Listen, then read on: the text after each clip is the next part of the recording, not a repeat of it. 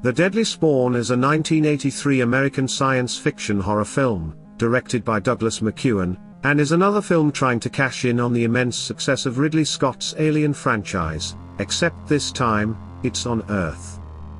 Our story begins when a meteorite crash lands in the woods. It alerts the attention of two dandy campers, who decide to check out the crash site. They discover a large rock and a mysterious red light, but before they can grab their cameras and take some selfies with the ominous asteroid, they are mauled to death by whatever it is that lurks inside the meteor.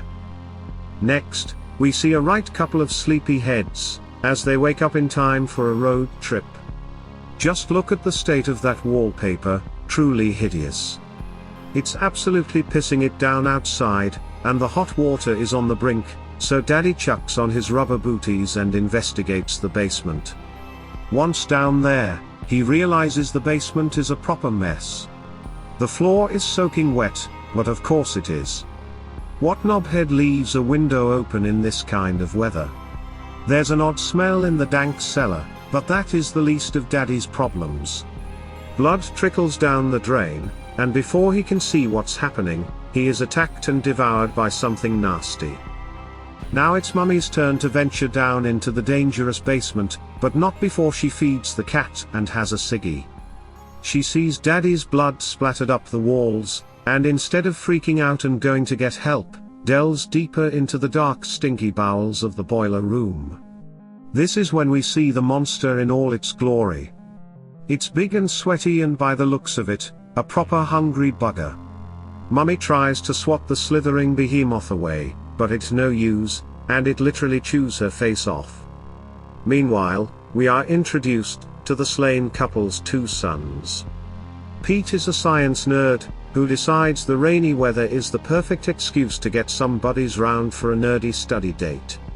Charles, Pete's younger brother, plans to spend the rainy day watching horror movies, and is more interested in scaring his visiting relatives than homework.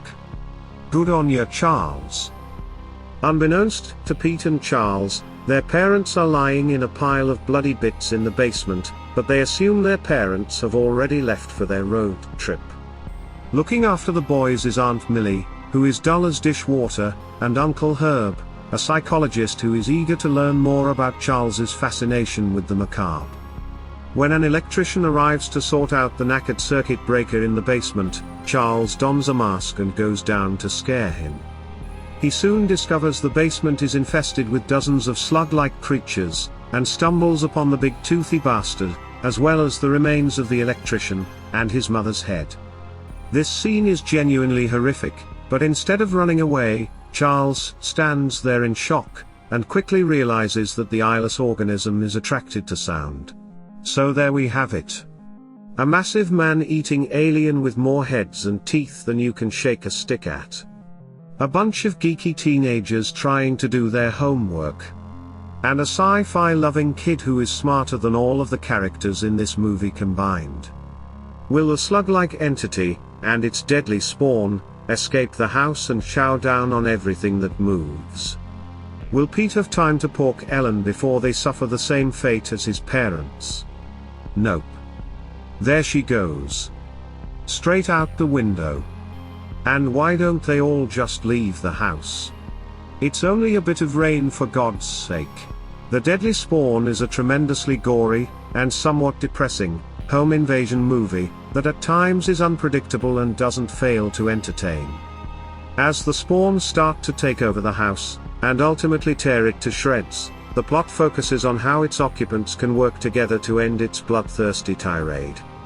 Let's be honest, the acting is dreadful throughout the movie, but that kind of makes sense, as none of the characters seem to know what to do with themselves once all hell breaks loose.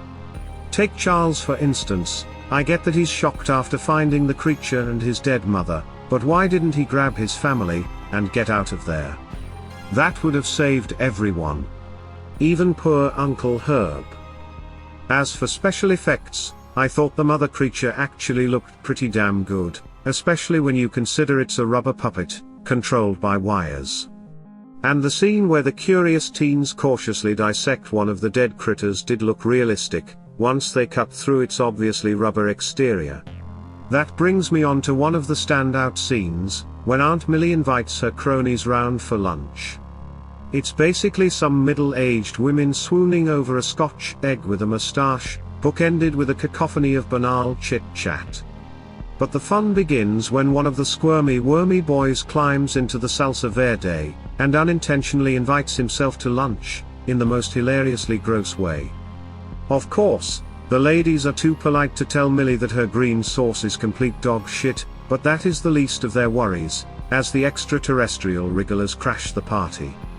The guests are attacked in a sequence that mainly consists of screaming, bleeding and crying. By this point it's an absolute infestation of the slimy little scrotums, and nothing is safe from their appetite, not even the plants. All in all, The Deadly Spawn is an exciting sci-fi horror adventure, and though it didn't set out to win any awards, is definitely worth a watch. I'm a little surprised that this film has gone under the radar too, and feel that it deserves a lot more love. Do yourself a favor, get some buddies round for a movie night, I don't think you'll regret it. But make sure you're not eating your dinner at the same time, as this gruesome hell ride aims to disgust, and delivers in spades. So here we are, another day, another review. What did you make of The Deadly Spawn? Did it leave you quaking in your boots, or was it a proper snooze fest? Let me know in the comments below, and why not subscribe if you enjoyed this video. Until then, stay safe, take care, and be extra vigilant when wandering down into your basement. You never know what may be waiting for you. Cheers, babes.